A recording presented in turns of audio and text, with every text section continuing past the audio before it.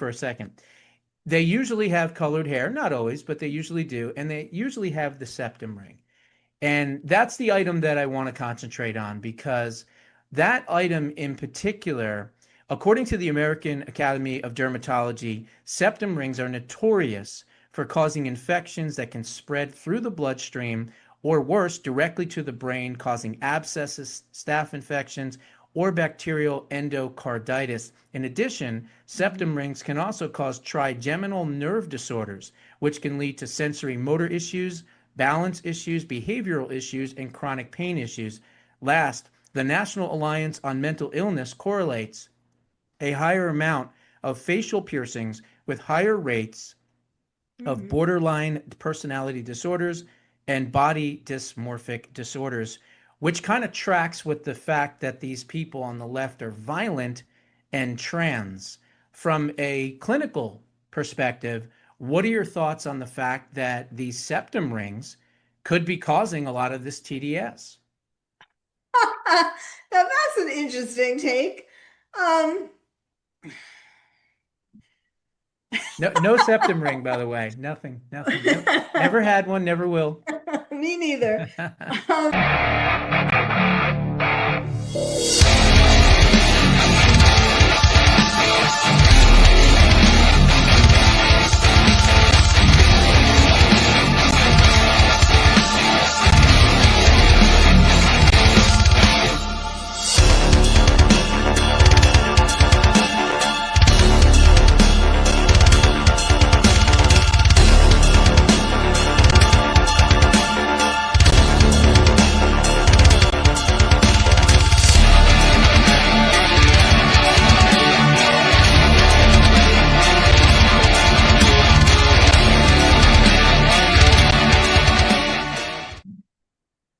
Welcome back to the program. My guest today is known worldwide as America's psychiatrist and the terrorist therapist. She is a board certified psychiatrist. She is a media commentator and an author who has spent decades analyzing terrorism and its psychological impacts on society, as well as the newest issue America faces, Trump derangement syndrome. Please welcome to the show, Dr. Carole Lieberman. Dr. Lieberman, it is a pleasure to have you on the program today. Thank you. Good, good. So I want to start, we're going to get into, of course, all the TDS stuff and all that good stuff, but you're known mostly for analyzing terrorism and things like that. I think it's important to note that since 9/11, there have been 1,500 new mosques built in the United States with a total of over 2,700, meaning that after the attack on 9/11 on our homeland, they didn't just back off from that point after we went into Iraq and Afghanistan. No, they actually exacerbated by building 55% more of the mosques in America since the attack. We just saw I guess, a commentator or podcaster or YouTube influencer, whoever, someone named Sneeko, literally celebrating a victory that Egypt had over Australia, turns to the camera and says, "This is New Yorkistan." Now, the funny thing about that is that's something that we on the right and conservatives would call Mandani's New York because of the Islamization of New York, New Yorkistan. But now we have someone who is Islamic saying the same thing. This threat from Islam is real. And, obviously, I think the difference between Europe and Canada and many of these other Western countries is our resolve and our support of the Second Amendment. What are your thoughts, though, in general about this creeping Sharia and this Muslim, domination that they want to do? Well, when 9/11 happened, I'm a born and bred New Yorker. And when 9/11 happened, I already had moved to California. But my heart was and is still in New York. And so of course I was very affected by 9/11, even without being there. And I asked myself what I could do because somehow, even though I knew nothing about terrorism at the time of 9/11, because that was one of the topics I thought, I don't have to know about this. Um, and but when it happened, of course, I started quickly studying up on it because I had this sense that terrorism was going to be the biggest threat to us. And it was just like I don't know, it was just a sense because I wasn't really basing it on that much of what I knew about it. And so I decided, I asked myself, what could I do to help Americans or to help the world, really. I've been helping people in Paris and in London and in Manchester and also in Israel after 10/7. So, but I mean, I didn't know that when I'm at the very time of 9/11. But I asked myself, what could I do as a psychiatrist and an author and a media commentator and so on? How could I help? And that's when I, decided to become the terrorist therapist, helping people cope with terrorism. But also, it has become more about warning people about terrorism, because Americans are in such denial of the fact that we are threatened. We're more in danger now than before 9/11. Um, and people are just kind of going on their way. And every for the past 5 years or so, I've been doing for the anniversaries of 9/11, I've been creating music videos and having them go on a mobile billboard around New York. And also I did it around DC for a couple of the years. And I put together, uh, a video showing the first time I did it, it was mainly more on 9/11 and, the victims and so on and so forth. But by the next time, I made it more about what the danger is that we're in. And it's really very frightening, I guess. It's very persuasive in a sense. Although people see it and they say, "Oh my God," and then they go on their business, you know. Yeah. I mean, when it went around New York, it did get a lot of people uh, to stand there and watch it. But anyhow, so then, because I didn't know anything about it, I went to all kinds of conferences and read things and all that. And at the time, there were people at the conferences who were already experts in terrorism, and who said that in addition to whatever attacks there would be, that the bigger threat is the fact that what terrorists are going to be doing is quietly moving up in education and politics and media.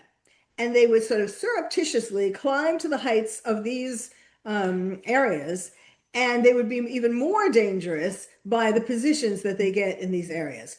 And sure enough, 25 years later, it's true.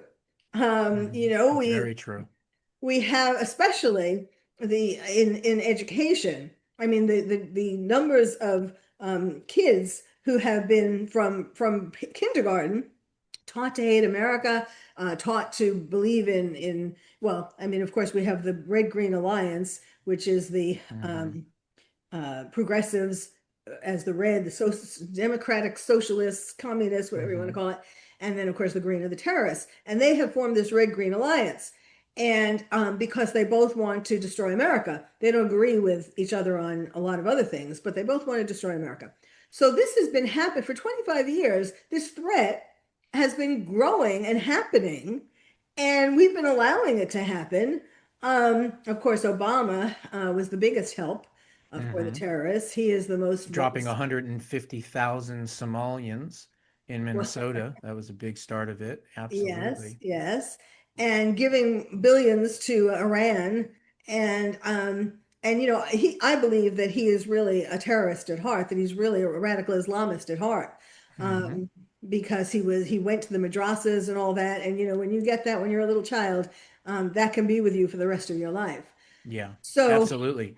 He's also part of the Islamic Red communism access as well, because I believe his real father, Frank Marshall Davis, mhm. was a communist, and his Communist Party ID number I think was 47455, and he was basically raised by him, not the quote unquote Kenyan or the Durhams or whatever. So yeah, I think he's the axis of evil. He's the head of the snake, if you will, that brought Islam and tried to, I guess, normalize it maybe here in the United States. So that's a big part of it. I actually grew up in New Jersey, so I remember 9/11, quite succinctly. And that brings me to this topic, and you mentioned Iran and the fact that, look, I love the president. I support the president. I love his policies. I'm MAGA. I voted for him all three times. But Mhm. I'm definitely at odds with him on not taking out and freeing and liberating 92 million Iranian people. I don't understand. You can't negotiate with terrorists. These are a small sect of Shia dominant Muslims that practice what's known as Mahadism. Mahadism, they believe, is going to bring on the 12th Imam. And the Mhm. only way to bring on the 12th Imam is to kill as many of us infidels as they can and bring us down with them. So you can't negotiate with these terrorists. I don't understand why he's pussyfooting around with them, trying to negotiate and deal with them. From a psychiatrist angle, do you think that there is anything going on with President Trump as far as maybe a split personality? One minute he's talking about bridge and tunnel day, and the next minute he's talking about peace deals. Now, granted, I think in his heart he wants peace, but he doesn't understand that you can't negotiate with terrorists. You have to eliminate them. What are your thoughts? Well, I obviously love President Trump and I'm a strong supporter, having, Me we're going to too. talk about Trump derangement syndrome and all that. I've been working on it for a year and a half. And we're going to get into that. But I think, I mean, I have been, and I particularly love the way he has supported Israel. Yes. Um, but someone didn't tell him that you can't negotiate with terrorists. And I don't think he has the best, the smartest, or the most experienced or knowledgeable people advising him in terms of terrorism. Or, he would understand this better. Now, of course, I think he wants peace.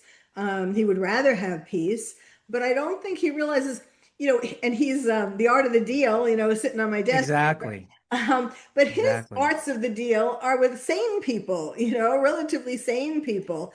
Um, Right. and money is important to them and all that kind of stuff that, things that you would normally think of in deal making. But with the terrorists, they're just thinking of Allah, how they can curry favor with Allah, which the way to curry favor with Correct. Allah is to kill all infidels. And Exactly. people think that they're talking about the Jews and Israel and all of that. It's not just the Jews. Infidels are anybody who doesn't believe in the Quran, who doesn't believe in radical Islam. So it's Catholics, it's Protestants, it's everybody. Hmm. Um, Absolutely. And here's another point of this. What brought down the Berlin Wall and what ended the Cold War? Mass mutual destruction, right? I kill you, you kill me, nobody lives. Well, how do you fight an enemy whose goal is to die? And that's exactly. what he needs to understand. Not to mention they practice takia, right? Which is to lie to the infidel, Right. tell them what they want to hear, all of Right. these different things. I think what drives me crazy is that any type of deal, which again, any deal is a bad deal as far as I'm concerned. But why wouldn't any deal lead with, if you kill any more of your people, we will take you out and bomb you and destroy you? Like, it doesn't make any sense. Why wasn't the liberation of 92 million people suffering for 47 years at the forefront of any decision making, and not necessarily the nuclear dust and all these other things? Those things can be taken care of. What about the people? I mean, if you liberate the people, then they're going to bring in new leadership. They're going to have a new Iran, maybe even an ally in the future. And guess what? They're not going to want to create nuclear weapons and everything else. Not to mention the fact that if he would have done this months ago, we wouldn't have this up and down with the oil prices and the economy. So I don't understand it. He should have wiped them out back in April. There never should have been a ceasefire, but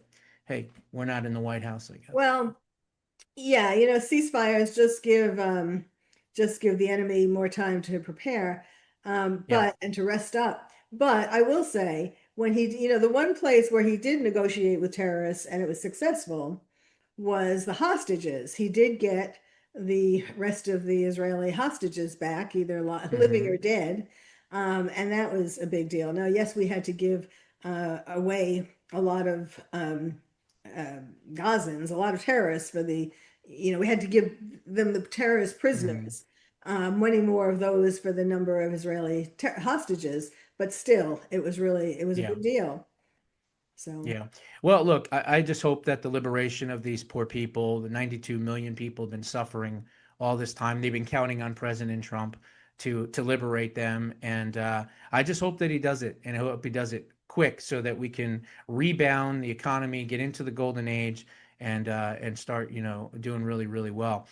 I want to pivot now to something else here. And recently you made the headlines in the news when you were talking about this. But what started out as a meme or maybe just a label against our political adversaries and people that disagreed with President Trump has really kind of grown into a full on psychosis. And of course, I'm talking about Trump derangement syndrome or TDS. What are your thoughts on that? I know that the Health and Human Services Secretary Kennedy and others are trying to lobby some of the major medical groups, the American Medical Association and many others, to actually come up and formulate an actual official diagnosis for TDS. How are we doing in that process, and what are your thoughts on it? Well, I'm not sure how they are doing, but I have been working on this for a year and a half. By this, I mean a detailed diagnosis, just like they have in the Diagnostic and Statistical Manual, which is the book that the American Psychiatric Association puts out every, some number of years. It varies. Um, and so that it can be an official diagnosis, uh, so that people can get help, number one, and so that insurance companies could pay for it, perhaps. In other words, you have to have a number in the DSM in order for insurance companies to decide whether they're going to pay for some of your treatment. But I mean, really, the main thing is whether you get paid or not. That's not as much of an issue. But the issue is people need treatment for this. And it's not just the people themselves who have TDS, but it's also the people who are around them. Marriages are being broken up because of TDS. Workplace issues are coming up. Workers are disagreeing with each other about that. Families, of course, are splitting up about this. And has really caused a lot of dissension. And um, and so and so we so that's why I have been working on this plan. It's like 20 pages. And first of all, I define Trump derangement syndrome as an irrational, quasi-psychotic hatred of anything Trump, which results in rage and over-the-top efforts to destroy him and his work. And it also affects the people who are closest to him, J.D. Vance, Elon Musk, his family, and so on. And and the people who are, well, what would you like to know first? Do you want to know Well, something? here's my other question is, does this die with Trump? In other words, is this Trump derangement syndrome, or are we going to have VDS? Are we going to have derangement syndrome or Rubio derangement syndrome? Is it just the aspect of conservatism, MAGA, America First ideology, or does it have to do, in your opinion, with the actual person and how that person rubs them the wrong way? What are your thoughts? Well, it's a little of both, but it definitely is the person. I mean, that isn't to say that people don't, It's not going to go away with Trump. yes, I don't think it's going to go away with Trump necessarily. And I do talk about how this could be used in the future for other very, oh, what's the word? Very other political figures, other presidents, other political figures that are very divisive. But there is something special about Trump. And what makes him great are the same is the same thing, or the same the power, or how strong he is to get things done. Yeah. The fact that there was just a press conference recently at NATO I just saw, where he was talking about how he knows that he is on the hit list, the top of the list for who people want to assassinate. He was talking about Iran, and not only is he on the top of their list in general, but the religious leaders of Iran have issued a fatwa for him. That was a while ago already, that they issued a fatwa, which means that the person who kills him will go to heaven and get the 72 virgins, and Allah will love them and all of that. So, So I mean, it's a real honor. In other words, it's not just, oh, you Yeah. great, you killed him. No It's doubt he's a brave man. There's no question about it. Anyone gets shot in the ear and jumps up and screams fight, fight, fight. I mean, after yes, just being shot, I mean, that was instinctual. You know, the left likes to say he was exactly. lying and this and that. No, that was instinctual. That's who he is. It's funny because my wife thinks because he's a Gemini, he's got the split personality, and that's why he can change his mind so much. Who knows? Maybe that No, has to do with it. But no, I don't think it's that. But yes, I was saying that after Butler, that he never knew, he didn't know before he went to, to campaign that day that someone was going to shoot him. So the fact that he jumped up like that and said, fight, fight, fight, showed that he really cared about the American people. yeah, And absolutely. and every day, and so then there have been two attempts since then and all that. So he knows that every day he is a walking target, which I couldn't believe. I must say, I don't understand this. In Turkey, you saw the pictures, the videos of the welcome in Turkey, Mhm. and there were so many. I mean, yes, maybe presumably he was wearing a bulletproof vest, and presumably there were people in the crowd who were snipers who were watching for him and all that. But they had a big space. Do you know what I'm talking about when Yeah, he I do. was going through Absolutely. Yeah. um, through the welcome? Hmm. So anyway, but so every day, even despite all of this, he gets up. And in fact, I think that's part of why he's trying to do things so quickly, because he thinks that any day could be his last day. Yeah. Yeah. Um, which It's amazing. I remember during the whole campaign, I was telling him, you already got the vote. You already got this thing locked up. Stay at Mar-a-Lago and put out videos each day. Stop doing these rallies and things like that. I went on the Dr. Drew show and I was talking about the drones that were flying around. And, I reached out to some of the folks close to him and I said, hey, blame it on the weather. Do whatever you got to do. Say it's the worst storm in the century. It doesn't matter. Go inside because those drones could have wiped out not just him, his entire, cabinet and everything. So thankfully they listened and they had the inauguration inside. Um, oh yes, I was there, by the way. were you? Oh, Yes. okay. Awesome. Awesome.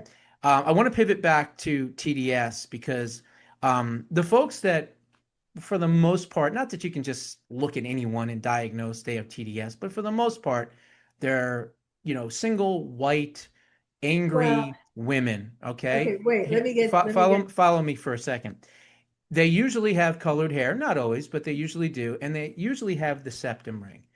And that's the item that I want to concentrate on because that item in particular, according to the American Academy of Dermatology, septum rings are notorious for causing infections that can spread through the bloodstream or worse, directly to the brain, causing abscesses, staph infections, or bacterial endocarditis. In addition, septum rings can also cause trigeminal nerve disorders, which can lead to sensory motor issues, balance issues, behavioral issues, and chronic pain issues. Last, the National Alliance on Mental Illness correlates a higher amount of facial piercings with higher rates of Mhm. borderline personality disorders and body dysmorphic disorders, which kind of tracks with the fact that these people on the left are violent and trans. From a clinical perspective, what are your thoughts on the fact that these septum rings could be causing a lot of this TDS? Now that's an interesting take. Um, No, no septum ring, by the way. Nothing, nothing. Never, never had one, never will. Me neither. Um, okay, well, I have to think about that. But as a psychiatrist, and I was chief resident at NYU Bellevue, which is the ground zero for craziness. But at the same time, I also studied with Anna Freud at her London clinic right before she died. So I look at things even when in my residency as well, because we had people, supervisors from the New York Psychoanalytic Institute, so institution. They were, and so I look at everything from childhood. The cause of things is from childhood. So now it is true that the most vulnerable, I write about that the people who are most likely to experience or to develop TDS are for women, it's women who have problems with men. Actually, the studies show that it's white women, college educated white women. And and the pussy hats were sort of the start of this. And and yes, they often do have colored hair. It's funny hearing a psychiatrist say pussy hats, but please continue. They have colored hair and not just blonde, Right. blue and all kinds of green and Sure. all kinds of other colors. Um, and it starts out with I mean, why do women have problems with men? Because of their relationship with their father when they're growing up. So daddy issues bend over. Daddy issues, Mhm. yes. And so Trump, well, is like the number one kind of man that these women would hate. In other That words, makes strong sense. man, Hmm. alpha male, all of that toxic, they would think, say, toxic masculinity, etc. Um, so now why they why they get nose piercings, nose rings, I mean, in a way, I think a lot of what they do to themselves has to do with making themselves ugly because they have very low self-esteem. Yeah. And this Lack of could be like, self-respect. Yeah. and yes, and body dysmorphia, like you were saying, and this is in a way, this is a way of kind of saying, well, I'm in control of making myself unattractive to men. That's why men don't like me because I did all these things to myself, but I like it, so too bad. And really, it also has to do with is trying to scare men away because they're afraid of getting into a relationship with a man because of their relationship with their father. Actually, that was my first book, Bad Boy, not about Trump, Bad Boys, Why We Love Them, How to Live with Them, and When to Leave Them. And it's the women who go for bad boys are the women who had certain kinds of relationships with their father. But now the thing is, when they go for the bad boys, they get heartbroken, and in the end, they give up thinking that they're going to meet a prince who's going to love them. So anyhow, so it all kind of goes together. But Hmm. but the other group of people who are most vulnerable to developing TDS are men with low self-esteem because Hmm. men look at Trump and he is the stereotypical, man's man, like what a father would want their son to develop into Right. with Ivy League education, ambition, making a lot of money, becoming president essentially three times, separated. Well, it wouldn't have been separated if the votes had been counted right. No question he won all three times. We know that. um, but they look at him, they compare themselves to him, and they feel not only do they feel like they could never, oh, and a beautiful wife, of course, beautiful family, um, but not only do they think that, oh, well, I don't have that and I can never get that, um, but they project onto Trump that it's his fault that they don't have that. Somehow or other, it is his fault. So those are the two main. Also, we have when I was writing this up, I was looking for people. Some part of why this has taken me a while is because I keep finding new people to add to the list. Um, One of them is Jimmy Kimmel, and Jimmy Kimmel said that he doesn't like Trump because Trump is a bully, in his opinion. I mean, he is like a bull in a china shop. We have to admit that, but that's how he gets Yeah, everything done. he's very crass. He's very bold. He's very braggadocious. And look, you either love the man or you hate the man, right? I mean, we were watching The Apprentice all those years because it wasn't who he was going to hire, it was who he was going to fire and how he was going to do it, right? Right, So right. he's always been a showman, obviously, but at his core, he's a patriot. He is a founding father, type of figure in a way. And I think you're right. I think there's a lot of women and I guess, effeminate men, if you will, that maybe had strict fathers or maybe had, No, for the men, I don't know that they're necessarily effeminate, really. No, it could be any kind of man who just compares themselves to Trump and doesn't and sees all the things that he has that they don't have and they don't feel they could ever get. But they, in boys and girls, had problems with their parents in general because the first authority figures are their parents. And so Trump is like an authority figure extraordinaire. And I was starting to say with Jimmy Kimmel, he talked about how Trump, is a bully in his opinion, and it reminds him of the bullies that he had when he went to school. He said he played the clarinet and he would get bullied all the time. And that's why he doesn't like Trump. And I think it's interesting. Probably that is another. I mean, It's a big reveal, isn't it? yes, I included in the whole diagnosis Mhm. description. But I mean, it's interesting that people, that's another whole category, people who were bullied in school and who see some similar traits in Trump. Um, I honestly think it's the septum rings. I think that's a big, big part of it. I think that there needs to be a lot more study and investigation. Perhaps maybe there's a little tidbit for another book that you could work on in the future. But the fact that it's right here, it's in the nose, excuse me, and that clearly can go directly to the brain. It's the closest it is to the brain.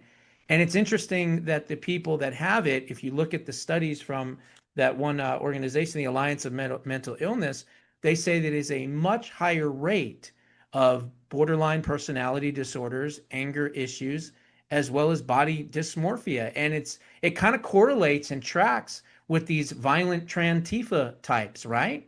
That hate society, they hate everything, they hate themselves, they can't accept themselves as men or as women, and so they have to pretend that there's something different, and that anger just kind of boils over and they become violent.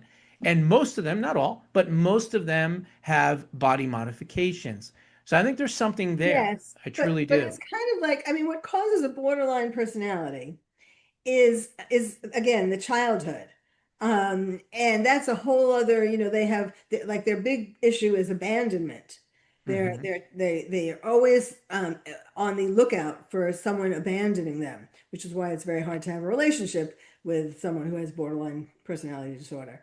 Um, but I mean, it's worth thinking about, but it's not the kind of like the things that, I mean, I know about things, doctors always or should always warn people if you have anything on your face, like a pimple or something like that, near the nose or on your cheeks or, in this general area where there are blood vessels going up to the brain, you really, you shouldn't touch it because, Hmm. I mean, other than to put like some antibiotic on it or something. But, so yes, that part is true. Yeah. But I think that there are but if it were true that there were some germs going up into the brain, from the nose ring that could make Trump deranged, I mean, it could disturb the brain, but I don't see how it could disturb it in a particular pattern of TDS, I mean, it could make them have cognitive issues or musculoskeletal issues or things like that, depending upon where in the brain it went. Sure, sure. I'll give some more thought to Well, I'm not the psychiatrist. I'm just it. diagnosing it from a patriot standpoint. These people with these nose rings are absolutely crazy, and I think it has some type of correlation. But I'll let the experts like you be able to figure all that stuff out. It's been an absolute pleasure having you on the program. The guest is Dr. Carole Lieberman. Where can folks go to find the important work that you do? Well, first of all, I can go to my one of my websites, which is terroristtherapist.com. And then I've already made, it's just not open to the public yet, but I've already created a website for Trump derangement syndrome. So Oh, people will be able to wonderful. go to it and see people who fit into the mild, moderate, and severe categories and take a test themselves or give it to their friends or test their friends, to see which category they fall into. So that will be coming soon. Good. Last question. Do you really think that this administration is going to be able to convince some of these more liberal, left-leaning, I guess, medical associations to actually take on this as an official diagnosis, or do you think this is a I don't fight? know. I'm not, they're not psychiatrists. So I would think that I have a better shot at getting the American Psychiatric Association to put this into DSM, especially since I've Fantastic. been on committees before for a previous DSM having to do with schizoaffective disorder. So I know how it Hmm. works. Good. And Well, keep I don't, pushing for it because these people need help. And you're right. It's not about all being locked away and fed full of, Thorazine antipsychotic drugs and never be heard from in society. Although there should be at least 10 to 15%. But it's the other ones that have the moderate or the mild that you're right. We should be able to get them the psychological and mental help that they need in order to facilitate them not having it anymore and being able to be a productive member of society. But again, I think that's also a lot more wishful thinking. So we'll see Well, what happens. hopefully. I mean, it's getting to it's a plague, it's a pandemic. So we have to do something. Yeah, and I think a lot of it started with the lockdowns. I think that changed the mental health of this country Absolutely. in a People considerably think bad that's way. done with, they think, oh, we're out of it's not COVID anymore, but it has left a lot of Emotional bad. scars, yeah, Yes. absolutely. Well, it's been an absolute pleasure, and I would love to have you back on again. Maybe we can dive deeper into some of the aspects of terrorism and things like that are affecting the country. So, God bless you. Be well, Thank and you. we'll see you in another time. It's been a pleasure. Thank you.